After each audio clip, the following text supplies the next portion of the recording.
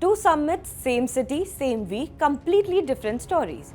On May 14th, US President Donald Trump flew to Beijing. Chinese President Xi Jinping gave Trump everything a visiting leader could want. All the pomp and pageantry, the optics of a grand reception and photo opportunity of two most powerful leaders in the world talking. But judged by what actually came out of the room, as a diplomat put it bluntly, the summit was hollow, littered with symbolism and lacked substance. Then, less than a week later, Russian President Vladimir Putin arrived in Beijing, and his meeting with Xi Jinping told a completely different story. The summit produced energy agreements, deeper military coordination, reaffirmation of the no-limits partnership, and long-term strategic signaling against Western influence. China treated Russia not as a guest to impress, but as a partner to build with. That difference did not go unnoticed globally. And suddenly, Washington faced an uncomfortable question. If China is building a Eurasian axis with Russia, how does America remain strategically relevant in Asia? The answer increasingly points toward one country, India. And that is why the Quad Foreign Ministers Summit in Delhi becomes all the more important.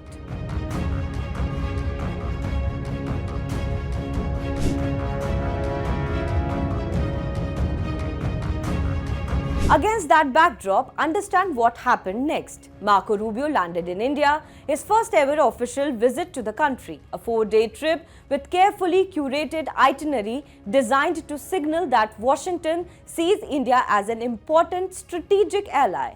Rubio's visit is being seen as a trip in repair mode. Through 2025, Washington had done serious damage to the relationship. Tariffs of up to 50% on Indian imports, pressure on Delhi to stop buying Russian oil. Trump cancelling the Quad Leaders Summit India had been promised. And then Trump publicly calling Taiwan arms sales a negotiating chip, a comment that rattled every US partner in Asia.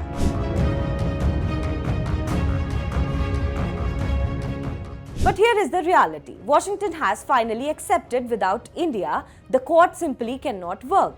India is at the cornerstone of how the United States approaches the Indo-Pacific, and not just through the Quad, but bilaterally. You see that in the $20 billion of Indian companies invested in the United States.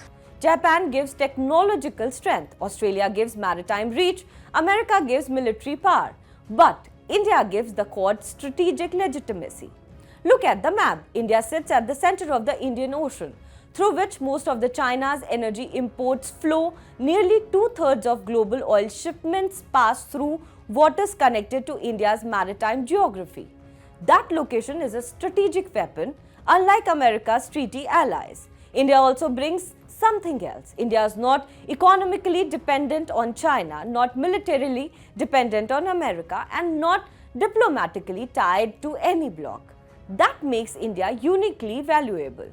Because if Washington wants to build a credible Indo-Pacific balance against Beijing, it cannot do so through alliances alone. It needs a civilizational scale power with strategic autonomy.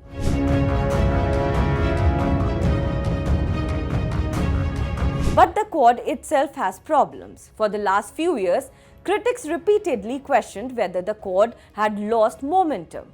The grouping, made up of India, the United States, Japan and Australia, was often accused of lacking strategic clarity. Even analysts began describing the Quad as drifting into a diplomatic nadir. But Xi's hardline messaging on Taiwan and the deeper China-Russia alignment have revived urgency inside Washington. That is exactly why Rubio's visit and the Quad meeting become significant. Officially, the agenda is Indo-Pacific cooperation. Unofficially, America will be trying to rebuild strategic confidence around the Quad. Washington knows it is now or never.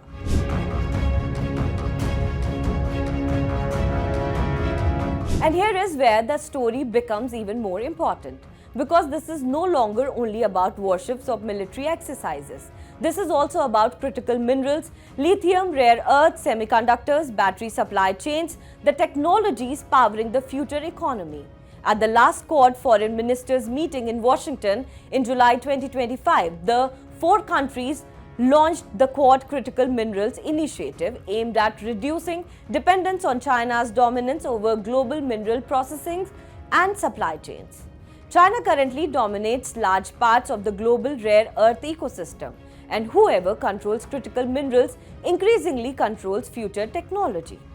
The Quad now wants alternatives, and India is central to that strategy. But since that last Quad meeting, the world has changed. US and Israel attacked Iran. The world plunged into energy crisis, and Beijing has emerged stronger than Washington.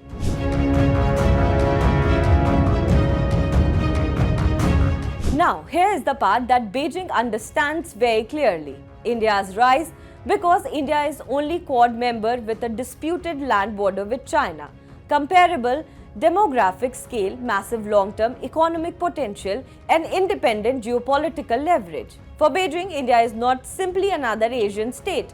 India is the only Asian power capable of reshaping the continental balance against China over the long term. That is why China repeatedly attacks the Quad diplomatically. Earlier this year, China and Pakistan issued a joint statement warning against what they call hegemonism, small circles, and bloc politics, language widely interpreted as criticism of India and the Quad. Beijing understands something Washington only recently accepted. The future Indo-Pacific order depends heavily on where India positions itself.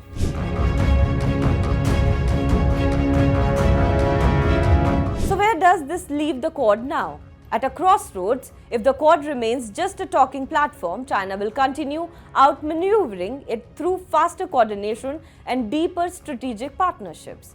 But if it evolves into a serious framework for critical minerals, maritime security, supply chains, technology, and defense cooperation, it could become the backbone of the Indo-Pacific balance.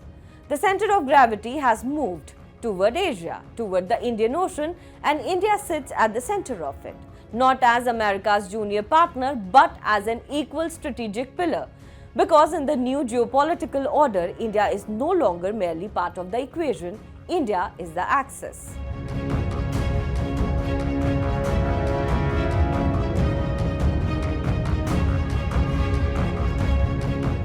If they had a nuclear weapon, The old rules are breaking. Alliances are shifting. Apologize again to the victims of the paedophile Jeffrey Epstein. Wars are redrawing maps. Oil routes can shake economies overnight. One election in America can impact markets in Mumbai. no tax on tips. One move by China can alter the balance in Asia. One conflict in West Asia can hit every Indian household. This is no longer a distant story. This is our story. Your story. Because for the first time in decades, India is not watching from the sidelines. India is rising. India is negotiating. India is balancing rivals. India is building military strength. India is shaping trade routes. India is becoming central to the new global order. And yet, most global news is still told through someone else's lens. Washington's lens, Beijing's lens, London's lens. But where is India's lens? Where is the platform that explains the world from our perspective? Welcome to India's Axis, a new destination for geopolitics, strategy, and power seen through India's eyes. From Neighborhood Watch to the biggest global stories that matter to you. Why tensions in the Taiwan Strait matter to India. How one move by China can affect India's security. What turmoil in Pakistan means for regional stability. How Bangladesh, Sri Lanka, Nepal, and Bhutan shape India's neighborhood. Why oil choke points can hit your wallet. How wars abroad can reshape India's security. This is not noise. This is not shouting. This is not recycled headlines. This is sharp, intelligent storytelling. Daily explainers, war room analysis, strategic conversations. Because news is everywhere, but perspective is rare, and in the age of confusion, clarity is power.